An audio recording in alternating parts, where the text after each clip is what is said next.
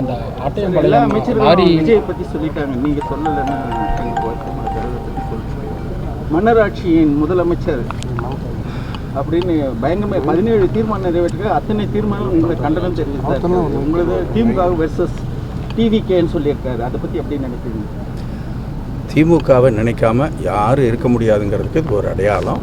அதனால் வேறு கட்சி இதில் சேர்த்துருந்தா கூட சரி வேறு கட்சிகள் இருக்கான்னு நினைக்கலாம். அதனால் திமுக தான் மெயின்னு அவர் மட்டுமல்ல எல்லோருமே கருதுகிறார்கள். நீங்கள் கேட்ட கேள்வி கூட நீங்களும் அப்படி தான் நினைக்கிறீங்கிறதுக்கு அது ஒரு அடையாளம்.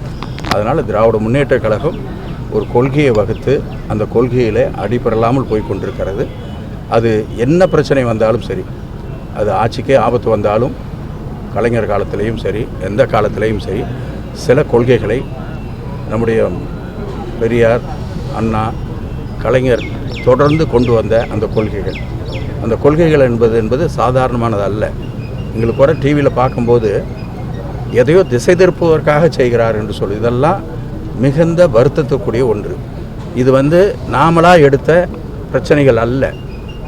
மத்தியில் இருக்கிற ஒரு அமைச்சர், கல்வித்துறை அமைச்சர் அறிவிக்கிறார், மும்மொழி கொள்கையை நீங்கள் ஏற்றுக்கொள்ளுங்கள், நாங்கள் அந்த பணத்தை ரிலீஸ் பண்ணுறோன்னு அறிவிக்கிறார். அதுக்கு நாம் பேசாமல் இருக்க முடியுமா? பேசாமல் இருந்தால் நீங்கள் என்ன சொல்லியிருப்பீங்க?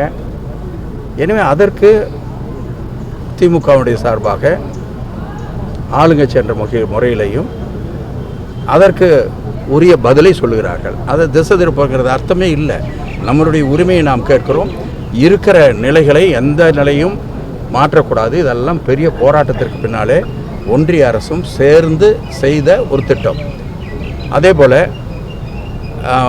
தொகுதி மறைவரை என்பது அதுக்கு நாங்கள் எதிராக இல்லை. ஆனால் எங்களுக்கு ஏற்கனவே 39 தொகுதி நாடாளுமன்ற தொகுதி இருக்கிறது. அந்த தொகுதியிலே எண்ணிக்கை குறையக்கூடாது. மற்ற இடங்களிலே உயர்ந்தால் அதே பர்சன்டேஜ் தமிழ்நாட்டிலையும் உயர வேண்டும்.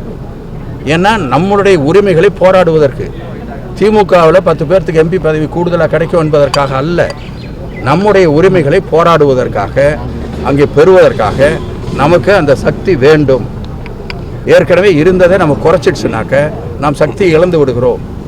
அல்லது நம்மளை இப்படியே ஃப்ரீஸ் பண்ணிட்டு அதிக இடத்த மற்ற இடத்த கொடுத்துடுச்சுனாக்க அப்பொழுதும் நாம் அதில் வீக்காக போயிடுவோம்.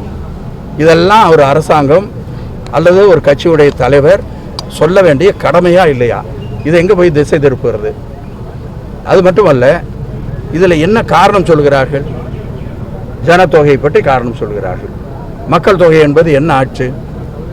ஒரு திட்டம் ஒன்றிய அரசால் கொண்டு வரப்பட்டு அதை முழுமையாக தமிழ்நாடு கடைபிடித்து தொடர்ச்சியாக செய்த காரணத்தால் மக்கள் தொகை கட்டுப்பாட்டை முழுமையாக கொண்டு வந்திருக்கிறது. அது தென் மாநிலங்களுக்கும் அது பொருந்தும். இதுதான் நமக்கு இப்பொழுது தண்டனை வருவதற்கு காரணம் என்றால் இதை யார் ஒத்துக்குவாங்க? இதெல்லாம் அரசியல் அல்ல, இந்த நாட்டை காப்பாற்ற வேண்டிய ஒரு கடமையிலே மாண்பு முதலமைச்சர் அவர்கள் செய்கிறார்கள். பிளே ஸ்டோர் மற்றும் ஆப் ஸ்டோரில் இருந்து பாலிமர் செயலியை QR கோடு மூலம் பதிவிறக்கம் செய்யுங்கள். செய்திகளை உடனுக்குடன் பெறுங்கள்.